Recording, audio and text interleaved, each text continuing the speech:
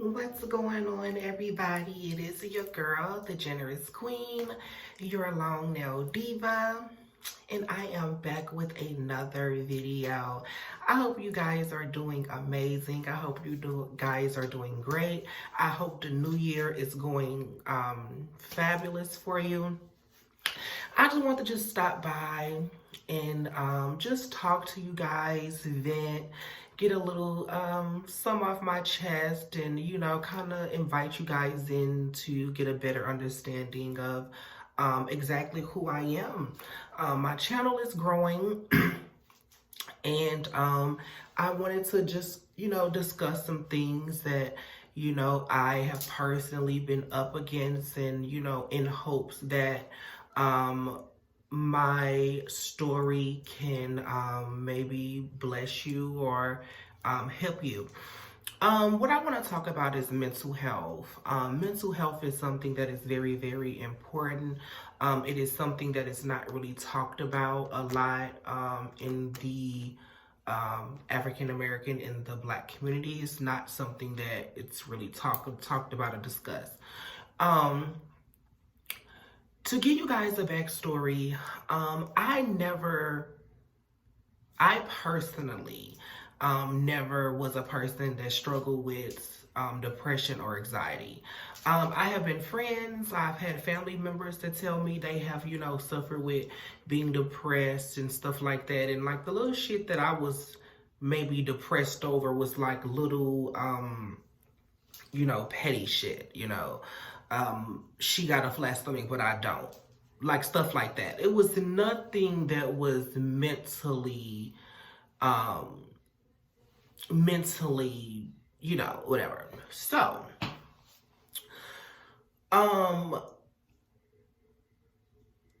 last year, basically, and I did discuss it in my, drug addiction video. So if you guys want to check that out, it's actually on my channel. It's a video where I talk about being addicted to cocaine. So around this time in my life, I was okay. I had moved away from St. Louis, where I'm from, and I was really doing okay. Nothing really crazy was going on in my life. So one day, I had decided to, get on POF. POF is Plenty of Fish, which is a dating website. I decided to get on there. I met somebody on there, invited them to my house. Some things happened. They tried to kill me, and it was a big thing. I really don't want to go into detail much about it. I'm just trying to give you a timeline. So then that happened. So, right after that happened, I had started working 3 jobs. Like I was just kind of just working, really staying busy. I really didn't want to be at home and stuff like that. And I just remember, my friends telling me that, maybe you should go talk to somebody, maybe you should go get help. And I was just like, I'm fine. And you guys, at that time, I really did feel like I was okay. Like I knew what had happened to me, like it was a lot around that time, with the police and, me going back and forth to court because, at first he wasn't caught, then they caught him. And so I had to go back and forth to court. And so that it was just a lot. It was just a lot going on in that time in my life. Keep in mind, I didn't have my mom here. I didn't really have a lot of like close friends here. So a lot of the stuff, that I was dealing with, it was very internal. And somewhere along the way, it had just kind of just really hit me, as to what had happened. And so that kind of where the drugs came into play. I was a person that had already was doing cocaine on a partying basis with my friends and stuff like that. And so the drug had became something that I had started to do every day. It was just how I decided to cope with what I was going through at the time. I'm not saying that it was the right thing to do, but it was what I chose to do, because at the end of the day, this is my life, this is my journey, this is my testimony, this is, what I went through. So, I had just really fell into this really, really dark place. I was really confused. You know how we all say, oh, that happened for a reason. Like, you didn't get that job for a reason, or that relationship didn't work out for a reason. With this situation, although I knew it was a lesson and I knew that God took me through it for a reason, now I see that. But y'all, back in that moment, I just didn't really understand why such a horrific thing had happened to me. Because keep in mind, you guys, if you don't know, I am a transgender woman. I am very open about being a transgender woman. I do not trick men. I do not cover it up. I don't hide it. I am very, very open. And anybody that know me knows that I am very, very open about who and what I am. So he knew all of that, prior to coming over and stuff. And so, I just constantly just kind of went over and over and over in my head, like, what if I did this different? What if I did that different? You know what I'm saying? To the point where it was, kind of fucking with me, to say the least.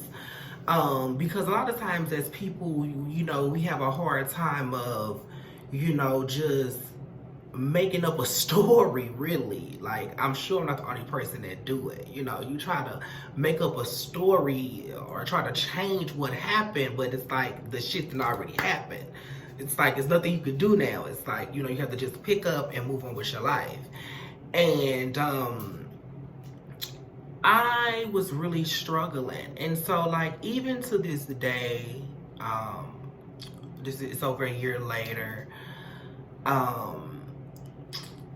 I tell my mom jokingly that I feel like he knocked some screws loose. And it just really, really makes me emotional, you guys, because before that situation happened to me, I did not have mental health problems. And it's like now, mentally, I just feel like I'm just not the same. I know that I'm not the same Tania. Like the suicidal thoughts that I have, and the wanting to kill myself, and the wanting to not to live, and the me not feeling pretty, and just a lot of these feelings and stuff that I go through. To me, what was, I think some people would say I could be having PTSD. I think that's how they say it. Is that how? I think that's what it is. From the situation, and in that, I had lost a few friends. One of my friends from high school had passed away, and we were really close. And then here recently, I lost my sister. She wasn't my real sister. Her name was Angel, and she was a good friend of mine. When I left St. Louis and moved up here, I would see her around, and then somewhere along the way, me and her became really, really good friends. And she was my friend for 3 years or whatever. And her son, I had always told her that I wanted a son. Like, I was like, I want a son. One day I would have a son. So my friend was a lesbian, and she was married to a woman. And the woman had got pregnant, and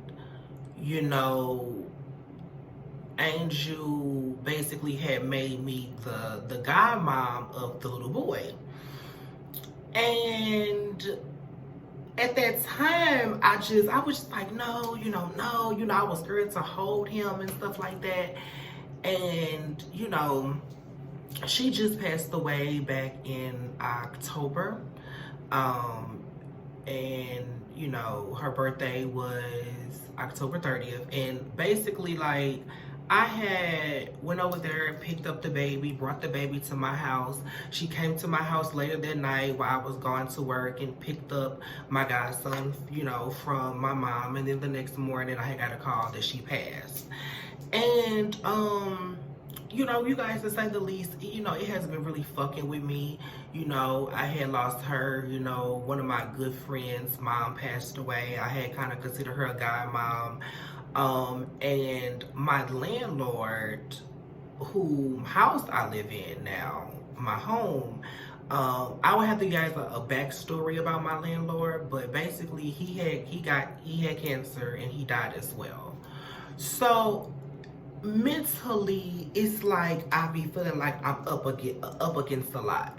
It's like, although I know that I'm super blessed and God has given me the world and God has blessed me so much, like I'm blessed to be alive and to be talking to you guys, because on that night I didn't think I was going to make it out alive, you know. So I know that I'm blessed, but you know, it's like when you know, it's like losing people like that, and like losing people back to back to back to back like that. It's really been hard for me to grieve, you know, because it's like one after another.